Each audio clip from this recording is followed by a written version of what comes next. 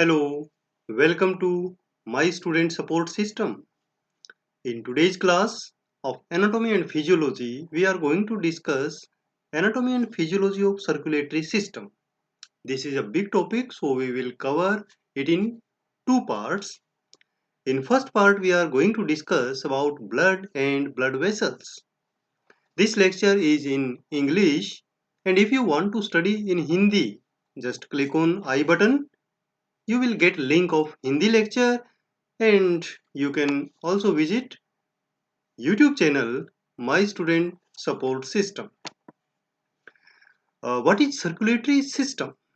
The circulatory system includes the organs which are involved in circulation. It is also known as cardiovascular system. In this system, we study about blood and blood vessels and the heart. In today's class, we will discuss blood and blood vessels. What is blood? Blood is a connective tissue. It circulates continuously in the body, allowing constant communication between tissue distant from each other. Men have 5 to 6 liter and women have 4 to 5 liter blood in his or her body. Blood is thicker, denser, and flow much slower than water. Blood have two components, or we can say blood is made up of two parts. One is liquid and one is solid. The liquid part is known as blood plasma, that is a watery liquid extracellular matrix that contains dissolved substances in it, and formed elements or solid which contains or which involves cells and cell fragments. What is plasma? Blood plasma is a pale yellow colored fluid, and its total volume in an adult is approximately 2.5 to 3 liter. It means plasma constitutes approximately 55% of the blood volume, while solid or cells they contain 45. Blood plasma contains approximately 91.5% water and 8.5 solutes, most of which are proteins. Blood plasma includes plasma proteins, electrolytes, nutrients, principally from GIT or digested foods, waste material, hormones, and gases. What are plasma proteins? Plasma proteins make up about 7% of plasma and are normally retained in the blood because their size is more. They cannot cross the wall, or we can say blood vessel wall, because they are too big to escape through the capillary pores into the tissue. They are largely responsible for creating osmotic pressure of the blood, which keeps plasma fluid within the circulation. Main plasma proteins are albumin, globulin, prothrombin, and fibrinogen. Electrolytes. Electrolytes are very important for our body. These have a range of functions, including muscle contraction, transmission of nerve impulses, and maintenance of acid-base balance. These electrolytes which are in our plasma include sodium, potassium, calcium, bicarbonate, phosphate, and chlorides. Nutrients from digestive food or digestive tract. The products of digestion like glucose, amino acid, fatty acids, glycerols, vitamins, and minerals are absorbed from the alimentary tract, that is digestive tract.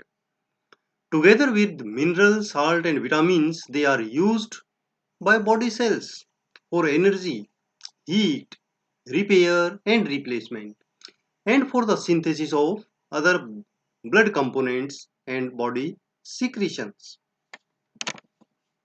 Waste material. Urea, creatinine, bilirubin, ammonia and uric acid are the waste products of protein metabolism. They are formed in the liver after metabolism and carried with the blood to the kidney for excretion. Hormones. Hormones also move with the blood to reach their target cells. These are chemical messengers synthesized by endocrine glands. Hormones pass directly from endocrine cells into the blood, which transport them to their target tissue and organ elsewhere in the body, where they influence the cellular activity. Gases. Oxygen, carbon dioxide, and nitrogen are transported around the body dissolved in the plasma. Oxygen and carbon dioxide are also transported in combination with hemoglobin in the red blood cells. Most oxygen carried in combination with hemoglobin and most carbon dioxide ions are dissolved in plasma. Formed element or solid particle of the blood. The formed elements of the blood include three principal components, which are red blood cells, white blood cells, and platelets. What are red blood cells? RBC or red blood cell, also known as erythrocytes, are most abundant of the blood cells, means their number is highest. They are biconcave disc. You can see here, they are biconcave discs. Contain oxygen carrying protein that is called hemoglobin. The biconcave shape is maintained by a network of proteins called spectrin. Their characteristic shape is suited to their purpose. The biconcavity increases the surface area for gas exchange. Hemoglobin is composed of a protein called globin bound to the iron containing pigment called heme. Erythrocytes are produced in red bone marrow, which is present in ends of the long bones and in flat as well as in irregular bones. They pass through several stages of development before entering in the blood. Their lifespan in circulation or blood is about 120 days. What are white blood cells? White blood cells are also known as leukocytes. There are approximately 5,000 to 10,000 white blood cells in every cubic ml of the blood. There are two main types of white blood cells, granulocytes and agranulocytes. Granulocytes means they contain granules in the cytoplasm, which includes neutrophils, eosinophils, and basophils. Agranulocytes, which, uh, as the name suggests, they have no granules, but some granules are present there. These are monocytes and lymphocytes. What is neutrophil? These are small, fast, and active cells protect the body against bacterial invasion and remove dead cells and debris from the damaged tissue by phagocytosis. They are attracted in large number to any area of the infection by chemical substance called chemotaxins, which are released by damaged cells. Neutrophils are highly mobile and squeeze through the capillary wall in the affected area of tissue, means they can move outside the blood vessel. Eosinophil. These are approximately 2 to 4% of granulocytes and have B-shaped nucleus. Like neutrophil, they too migrate from the blood vessel and they are 10 to 12 micrometer in diameter. They also have phagocytic activity. They contain lysosomal enzyme and peroxidase in their granules, which are toxic to parasites, resulting in the destruction of organism or parasites. Basophils. Basophils are closely associated with the allergic reactions. Contain cytoplasmic granules packed with heparin, histamine, and other substances that promote inflammatory reactions. Basophils play an important role in providing immunity against parasites and also in the allergic response, as they have immunoglobulin E IgE on their surface. Monocytes. This is agranulocyte. These are largest white blood cells. Some circulate in the blood and are actively motile and phagocytic, while some migrate into the tissue where they develop into macrophages. Macrophages play a vital role in immunity and inflammation by destroying the specific antigens. Lymphocyte. Lymphocytes are smaller than monocytes and have large nucleus. They circulate in the blood and are present in great number in the lymphatic tissue, such as lymph nodes and spleen. Although all lymphocytes originate from one type of stem cell, but when they are activated in lymphatic tissue, two distinct types of lymphocytes are produced: T lymphocytes and B lymphocytes. Functions of blood. Blood mainly have the function, as you know, to transport the oxygen and carbon dioxide. But apart from this, it has many other functions. We can group these functions under headings. First heading is transportation. The blood is the mean of transportation for many products such as nutrients like protein, carbohydrate, fat, minerals, vitamins, as well as hormones and respiratory gases that are oxygen and carbon dioxide. They are transported in and out of the cell throughout the body. Second function is maintaining body temperature. Blood helps to maintain body temperature by distributing the heat produced by chemical activities of the cells evenly throughout the body. Maintaining the acid-base balance. Blood pH is maintained by excretion and absorption of hydrogen ion and bicarbonate ions. Regulation of fluid balance. When the blood reaches kidney, excess fluid is excreted or reabsorbed to maintain fluid balance. Removal of waste products. The blood removes all the waste products from the tissue and cell. These waste products are then transported to the appropriate organ for excretion, such as lungs, kidney, intestine, skin, and so on. Blood clotting. By the mechanism of clotting, loss of blood cells and body fluids is prevented.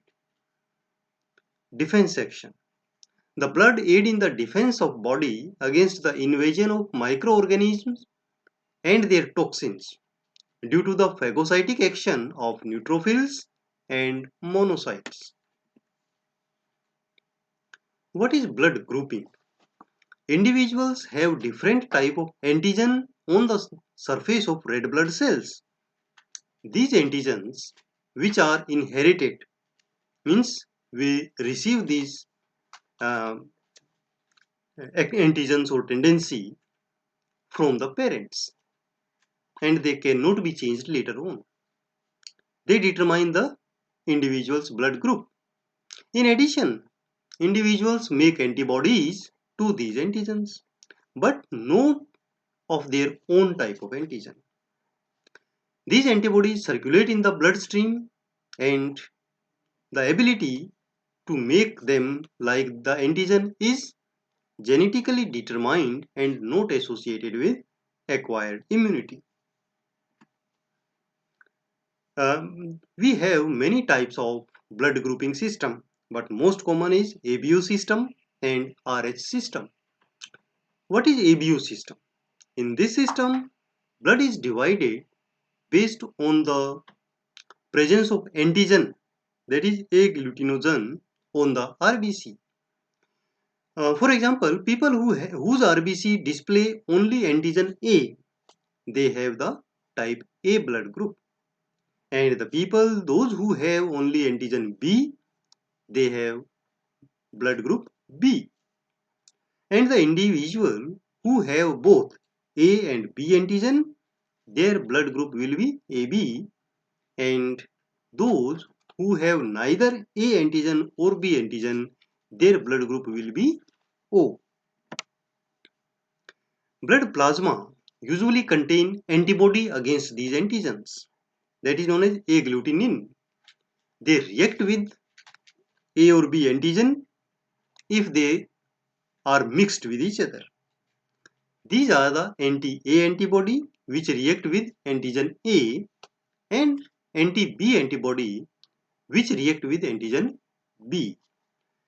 The blood group A individuals make anti-B antibody. Okay, they do not make their own antibody against their own, they make against another. So the people who have blood group A, they will make the antibody B which react with antigen B. Blood group of B individual, they make anti-A antibody. Blood group AB make no antibody, and blood group O make both anti-A and anti-B antibodies. You can understand this by this picture. On the RBC, if antigen A is there, then the blood group type will be A, and their plasma will contain anti-B antibody. If their RBC have antigen B, their plasma will have antigen A antibody and the blood group will be type B. If their RBC contain both antigens, their plasma will contain no antibody and this will be type AB. And they are known as universal recipient because they can take blood from all the types. And then if the RBC do not contain or do not have any antigen, but they have the both antibodies in their plasma, and this is known as type O. RH system of blood grouping. The RH blood group is so named because the antigen was discovered in the blood of rhesus monkey. People whose RBC have RH antigen are designated as positive, and those who do not have RH antigen are known as RH negative. And based on this, we say that O positive, O negative, or A positive, A negative, and so on. Now we come to the blood vessels. Blood vessels are part of circulatory system that transport blood throughout the body. Blood vessels vary in structure, size, and functions. There are several types of blood vessels: arteries, arterioles, capillaries, venules, and veins. The arteries and arteriole carry oxygenated blood away from the heart. The capillary, which enable the actual exchange of water, nutrients, chemicals, and gases between the blood and tissue. And the veins, they carry blood from the capillaries back to the heart. arteries and arterioles. These are blood vessels that carry oxygenated blood away from the heart. They vary considerably in the size and their wall consists of three layers of tissue: tunica externa, tunica media, and tunica intima or interna. Tunica externa. It is the outermost layer of arteries as well as veins. It consists of collagen fibers and vary in thickness between the vessels. The collagen serves as anchor to the blood vessels to the nearby organs. They attaches with the organs, giving it support and stability. The tunica externa contains numerous nerves and especially in larger vessels. Tiny blood vessels that supply the tissue of vessel wall. The small vessels that supply the blood to the tissue of vessel itself. These are known as vasa vasorum. Tunica media. The tunica media is a muscular and connective tissue layer. It is the middle layer that displays the greatest variation among different vessel types. In most vessels, it is relatively thick layer comprised mainly of smooth muscles and substantial amount of elastic fibers. The primary role of the smooth muscle cell is to regulate the diameter of blood vessels. Tunica intima. Tunica intima or interna forms the inner lining of blood vessel and is in direct contact with blood and allow the flow of blood through the lumen. It is the innermost layer and is made up of simple squamous epithelium or also called as endothelium, which is continuous with the endocardial lining of heart. The endothelium is a thin layer of flat cells that line on the inner surface of entire cardiovascular system, heart as well as blood vessels. It is very smooth and allow easy flow of blood. Capillaries. The smallest arteriole, that first is artery then arteriole. The arteriole break up into a number of minute blood vessels. These are known as capillaries. Capillary wall consists of only a single layer of squamous cells with a membrane through which water and other small molecules and gases can pass. Blood cells and large molecules such as plasma proteins do not normally cross through the capillary wall. The capillaries form a vast network of tiny vessels that link the smallest arteriole to the smallest venule. In certain places, including the liver, bone marrow, capillary are significantly wider and permeable than normal. These capillaries are called sinusoids. Veins and venules. Veins and venules are the blood vessels which return blood at low pressure to the heart. Their wall of veins and venules are thinner than the arteries, but they have same three layers: tunica externa, tunica media, and tunica intima. They are thinner because there is less muscle and elastic tissue in the tunica media. Because the veins carries blood at low pressure than the arteries. Some veins possess valve which prevent backflow of the blood, ensuring that flow of blood should be towards the heart only. They are formed by the fold of tunica intima and strengthened by connective tissue. These valves are semilunar in shape. You can understand this system, blood vessel system, by this picture. That first they are large arteries, they break up into the arterioles. The structure of artery and arteriole are same. They contain three layers of tissue. Then they break up into capillaries. Then capillaries again unite to form venules and then veins. Thank you students for watching such informative videos, you can subscribe my channel, My Student Support System, like my Facebook page, My Student Support System, and for making your notes and reading the contents, you can visit my blogger mynursingstudents.blogspot.com. You can follow me on Twitter, Instagram, and Facebook group Nursing Notes. Thank you. Have a nice day.